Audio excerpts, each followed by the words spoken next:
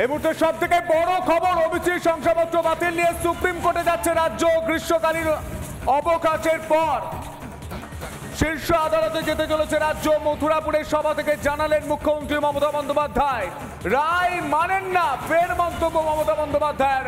2010-এর পর সব ওবিসি শংসাপত্র বাতিল। বুধবারই নির্দেশ দিয়েছিল হাইকোর্ট, কারণ নিয়ম মেনে ওবিসি শংসাপত্র দেওয়া হয়নি। নিয়ম মেনে ওবিসি শংসাপত্র 2011 সাল থেকে দেওয়া হয়নি, তাই 2010-এর পর থেকে সমস্ত ওবিসি সার্টিফিকেট বাতিলের নির্দেশ দিয়েছিল হাইকোর্ট। সেই রায়কে চ্যালেঞ্জ করে সুপ্রিম কোর্টে যাচ্ছে রাজ্য। এই মুহূর্তের বড় খবর, আজ মমতা বন্দ্যোপাধ্যায় ঠিক কি বলেছে শুনবো। মাইনরিটি আছে, শিডিউল কাস্টরা আছে, ওবিসিরা আছে, আদিবাসীরা আছে, হিন্দুরা আছে, বলে 15 লাখ কার্ড বাতিল করে দাও। মগের মুল্লুক চলছে। এই বিচারকে আমি মানি না। আমরা উচ্চ আদালতে যাব। আমি বিচারকের এই রায়টাকে মানছি না। একটা সার্টিফিকেট তৈরি করতে গেলে তাকে কত ঘুরে ঘুরে করতে হয়, কত দিন লাগে। আর আপনার কলমের খোঁচায় 15 লক্ষ লোকের চাকরি আপনি কাস্ট সার্টিফিকেট কিনে নেবেন। কাস্ট সার্টিফিকেট কিনে নিলে তার রিয়াকশন কি হয় সেটা আপনারা জানেন না? লজ্জা করে না? তপশিলীদের চাকরি খেয়ে নেওয়া, রিজার্ভেশন খেয়ে নেওয়া, ওবিসিদের রিজার্ভেশন খেয়ে নেওয়া। আমিও আপনাদের বলছি, আমরা বেঁচে থাকতে আমরা এই কাজগুলো করতে দেব না। আমরা দরকার হলে আইনের পথে চলবে। আমরা উচ্চ আদালতেও যাব। আইনজীবী সুদীপ্ত দাশগুপ্ত তিনি এই মুহূর্তে আমাদের সঙ্গে টেলিফোন লাইনে রয়েছেন। সুদীপ্ত বাবু, আপনার প্রতিক্রিয়া নেব। হাইকোর্টের যে নির্দেশে যে রায় সামনে আসে তাকে চ্যালেঞ্জ করে বা সুপ্রিম কোর্টে গেল রাজ্য, প্রতিক্রিয়া আপনার?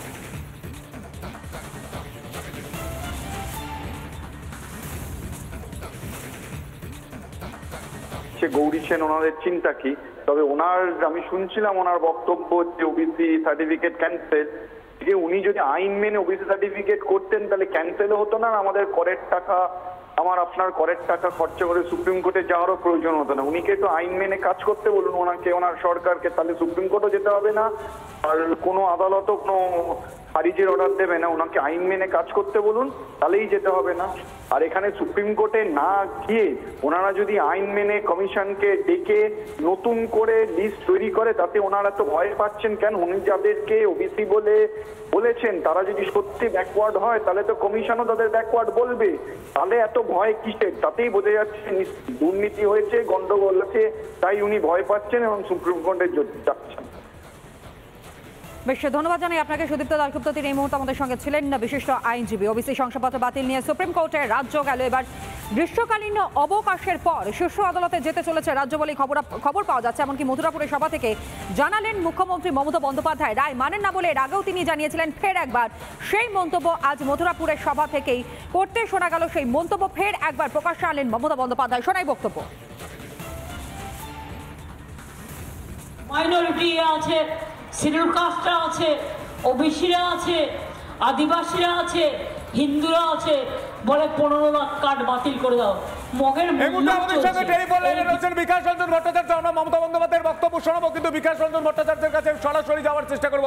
বিকাশ রঞ্জন বাবু, আপনার কি মনে হয় আবারও সুপ্রিম কোর্টে যাচ্ছেন রাজ্য? এবং আমরা চাকরি বাতিলের ক্ষেত্রেও একই ঘটনা দেখেছিলাম এবং ওবিসি শংসাপত্র বাতিলের ক্ষেত্রেও একই ঘটনা দেখছি।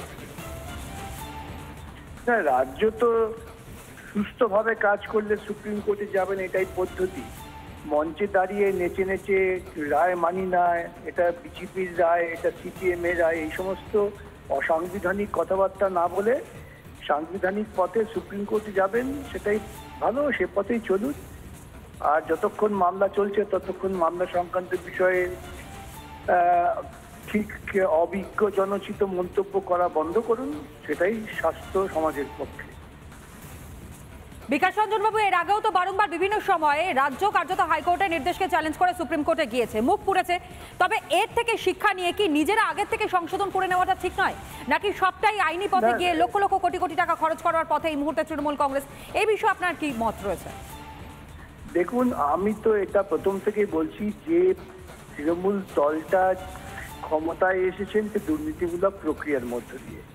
অতএব তারা কখনোই নীতি মেনে আইন মেনে কাজ করবেন এটা ভাবনা ভুল। তারা সবটাই করবেন নিজেদের খেয়াল খুশি মতো, কিছু লোককে হঠাৎ করে সুবিধে পাইয়ে দেবো, হাততালি নেব, এই হচ্ছে তাদের পরিকল্পনা। এবং তার যে অভ্যর্থ পরিণতি হচ্ছে, বারে বারে আদালতে গেলে সেগুলো খারিজ হচ্ছে। আপনারা বিস্মিত হবেন যদি দেখেন যে মামলা করার জন্য যে পরিমাণ টাকা তৃণমূল কংগ্রেস খরচা করেছে, এই প্রশাসন, তৃণমূল কংগ্রেস মানে প্রশাসন, সেই টাকা দিয়ে বোধহয় পশ্চিমবঙ্গের পক্ষে বেশ কয়েকটা নতুন নতুন বিশ্ববিদ্যালয় তৈরি হয়ে যেতে পারত। শুধু নীল সাদা রং নয়, পরিকাঠামো সহ বিশ্ববিদ্যালয় তৈরি হতে পারত। ধন্যবাদ জানাই আপনাকে। বিকাশ রঞ্জন ভট্টাচার্য, সিপিএম সাংসদ এবং একই সঙ্গে আইনজীবী, তিনি ছিলেন আমাদের সঙ্গে এই মুহূর্তে টেলিফোন লাইনে। আরও একবার মমতা বন্দ্যোপাধ্যায়ের বক্তব্য আপনাদের সামনে তুলে ধরে তিনি আবারও বলেছেন এই রায় নাকি তিনি মানেন না। একেবারে সভা মঞ্চ থেকে মথুরাপুরের শুনুন। ওবিসিতে মাইনরিটি আছে, শিডিউল কাস্টরা আছে, ওবিসিরা আছে, আদিবাসীরা আছে, হিন্দুরা আছে, বলে 15 লাখ কার্ড বাতিল করে দাও। মগের মুল্লুক চলছে, এই বিচারকে আমি মানি না। আমরা উচ্চ আদালতে যাব, আমি বিচারকের এই রায়টাকে মানছি না। একটা সার্টিফিকেট তৈরি করতে গেলে তাকে কত ঘুরে ঘুরে করতে হয়, কত দিন লাগে। আর আপনার কলমের খোঁচায় 15 লক্ষ লোকের চাকরি আপনি কাস্ট সার্টিফিকেট কিনে নেবেন। কাস্ট সার্টিফিকেট কেড়ে নিলে তার রিয়াকশন কি হয় সেটা আপনারা জানেন না? লজ্জা করে না? তপশিলীদের চাকরি খেয়ে নেওয়া, রিজার্ভেশন খেয়ে নেওয়া, ওবিসিদের রিজার্ভেশন খেয়ে নেওয়া। আমিও আপনাদের বলছি, আমরা বেঁচে থাকতে আমরা এই কাজগুলো করতে দেব না। আমরা দরকার হলে আইনের পথে চলবে, আমরা উচ্চ আদালতেও যাব। এই মুহূর্তে আরো একটি বড় খবরে নজর রাখতে হচ্ছে। বিজ্ঞাপন মামলা এবার সুপ্রিম কোর্টে দ্বারস্থ বিজেপি। তৃণমূলের বিরুদ্ধে বিজ্ঞাপন প্রকাশ বিজেপির। হাইকোর্টে দ্বারস্থ হয়েছিল তৃণমূল, নিষেধাজ্ঞা দিয়েছিল হাইকোর্টের ডিভিশন বেঞ্চ। হাইকোর্টের নির্দেশকে চ্যালেঞ্জ বিজেপির। আপনাদের আরো একবার জানিয়ে রাখি, বিজ্ঞাপন মামলা এবার সুপ্রিম কোর্টে দ্বারস্থ বিজেপি। তৃণমূলের বিরুদ্ধে বিজ্ঞাপন প্রকাশ বিজেপি। হাইকোর্টে দ্বারস্থ হয়েছিল তৃণমূল, নিষেধাজ্ঞা দিয়েছিল হাইকোর্টের ডিভিশন বেঞ্চ। হাইকোর্টের নির্দেশকে চ্যালেঞ্জ করে সুপ্রিম কোর্টে বিজেপি। এই মুহূর্তের বড় খবর, বিজ্ঞাপন মামলায় এবার সুপ্রিম কোর্টে দ্বারস্থ বিজেপি। তৃণমূলের বিরুদ্ধে বিজ্ঞাপন প্রকাশ বিজেপির। হাইকোর্টে দ্বারস্থ হয়েছিল তৃণমূল, নিষেধাজ্ঞা দিয়েছিল হাইকোর্টের ডিভিশন বেঞ্চ। হাইকোর্টের নির্দেশকে চ্যালেঞ্জ করে সুপ্রিম কোর্টে বিজেপি।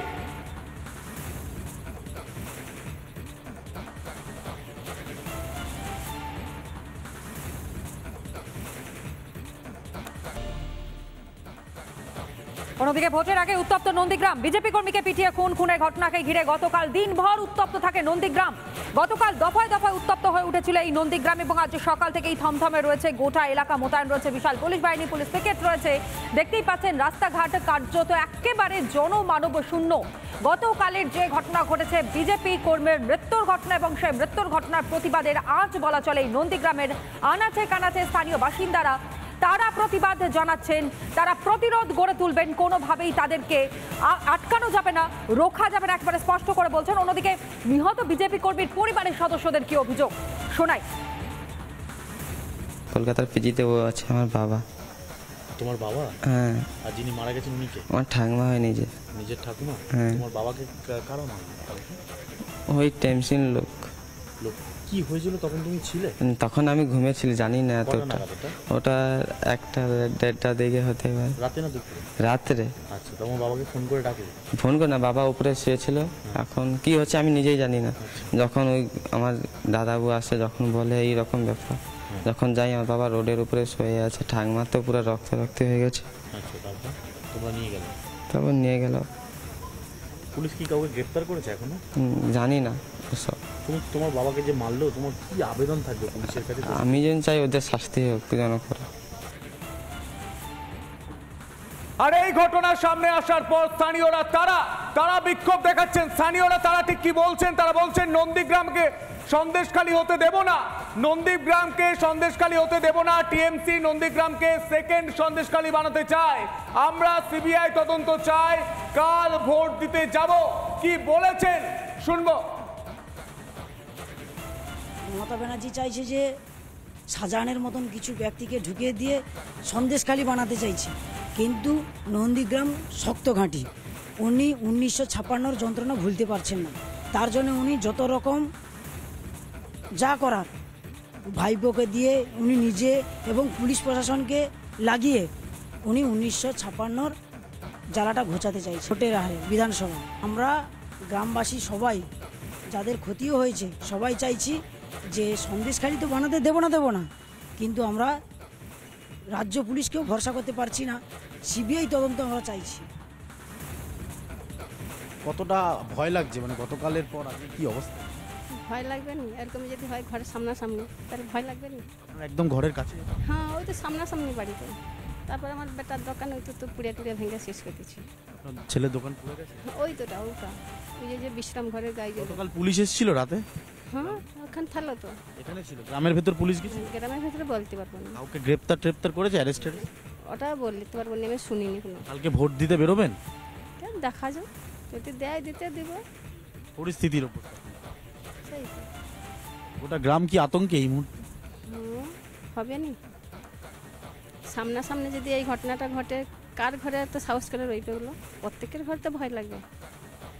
গ্রামে পুরুষরা আছে? একদমই তাই, আরো কয়েকজন রয়েছে। কাকু বলছি, কতটা ভয় লাগছে গতকালের এই ঘটনার পর? স্বাভাবিক, একটুকু ভয় লাগারই কথা। পুলিশ এসেছিল? হ্যাঁ, পুলিশ তো এসেছিল। কালকে তো ভোট, কি মনে হচ্ছে শান্তিপূর্ণ ভোট হবে এখানে? আশা তো করা যায় শান্তিপূর্ণ ভোট হবে। আমাদের তো আজ পর্যন্ত কোনোদিন গন্ডগোল হয়নি, কিন্তু এই নতুন নজির দেখলাম গন্ডগোলটা। ভয়ঙ্কর গন্ডগোল? ভয়ঙ্কর গন্ডগোল। কাল ভোট দিতে বেরোবেন কি মনে হচ্ছে? অবশ্যই বেরোবো ভোট দিতে।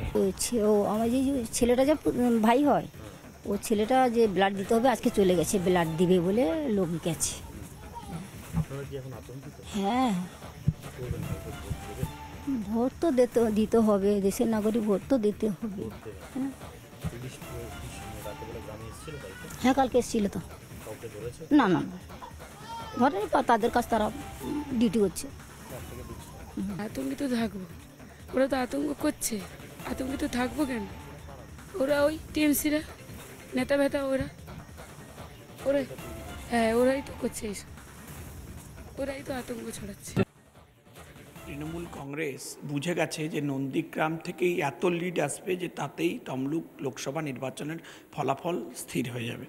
তো সেই কারণেই এরা প্রথমেই টার্গেট করেছে নন্দীগ্রাম। এবং আপনি জানেন যে কিছুদিন আগেই মুখ্যমন্ত্রী মমতা বন্দ্যোপাধ্যায় ওখানে সভা করেছেন এবং বলেছিলেন যে আমি এর বদলা নেবই। তারপরে মাননীয় সাধারণ সম্পাদক সভা করেছেন, তিনিও দেখে নেওয়ার হুমকি দিয়েছেন। এই হুমকিতে তৃণমূল উত্তেজিত হয়ে গেছে। ওখানকার ওদের দেবুনাকে গুন্ডা আছে, ব্লকের দায়িত্বে ছিল, ওর নেতৃত্বে সব লোকজন গিয়ে আমাদের এসসি মা তাকে মার্ডার করে দিয়েছে। দিয়ে তারা চেষ্টা করেছে এলাকা দখল করার, ভয়ঙ্কর পরিস্থিতি। এবং তারপর গোটা এলাকা জুড়ে তাণ্ডব, আগুন জ্বালানো, এইসব দিয়ে কখনো নন্দীগ্রামে যেতে যায়? নন্দীগ্রাম এর আগেও খুনি সিপিএমকে বরদাস্ত করেনি, আর এখনও নতুন খুনি সিপিএম যার নাম তৃণমূল কংগ্রেস তাকেও বরদাস্ত করবে না। এখন আগুন জ্বালানোটাই হচ্ছে তৃণমূল দলের কর্মসূচি। কারণ এই কাজ তিনি করিয়েছেন তখন শুভেন্দু অধিকারীকে দিয়ে আর শিশির অধিকারীকে দিয়ে। আজকে শিশির অধিকারী, শুভেন্দু অধিকারী, দিব্যেন্দু অধিকারী, সোমেন্দু অধিকারী তারা হচ্ছে এখন বিজেপিতে। স্বাভাবিকভাবেই তারা নিজের পরস্পর ভালো করে জানে কিভাবে গন্ডগোল করাতে হয়, কিভাবে তার দোষ অন্যদের ঘাড়ে চাপাতে হয়, সেটা তৃণমূলও জানে, বিজেপিও জানে। এই করে মানুষের দৃষ্টি ঘোরানো যাবে না। দুই দলই হচ্ছে মূল্যবৃদ্ধি, বেকারি, অনাহার, এই জন্য দায়ী। মানুষের মধ্যে বিভেদ, হিংসা তার জন্য দায়ী। এই দুই দলের বিরুদ্ধেই হচ্ছে মানুষ প্রস্তুত হচ্ছে ঘরে ঘরে।